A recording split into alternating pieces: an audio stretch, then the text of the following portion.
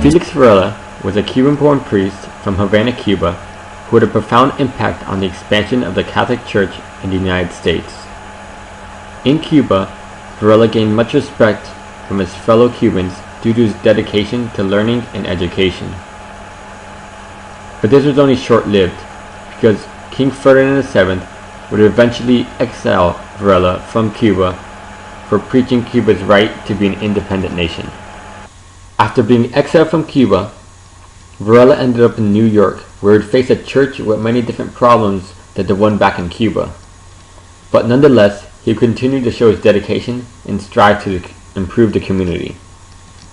Varela taught and exercised his ministry in New York, opened numerous schools for boys and girls, provided care for underprivileged Italian children, and founded the Transfiguration Church, which is a church located in the slums of New York. Father Felix Varela's works extended far outside the church as well. Some of these works include establishing programs for destitute women and children, as well as editing a few newspapers.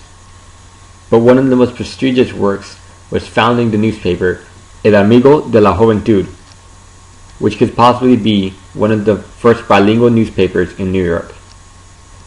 It was through all his works that he gained much respect in New York and was eventually appointed vicar of the Diocese of New York. Although Varela was quite popular in New York, the Spaniards had a different view. The Spaniards were both political opponents to Varela and Cuba, and thus did not want him preaching that Cuba needed to be independent. Luckily for Varela, he had close ties with the Irish, and because of this, he was saved several times from assassination attempts. Varela was a very cultured person who knew up to 5 different languages, which allowed him to communicate effectively with the diverse community in New York.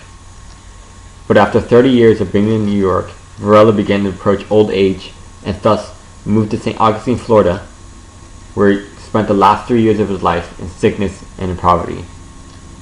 In all, Varela served as a bridge for the Cuban people to those in the United States.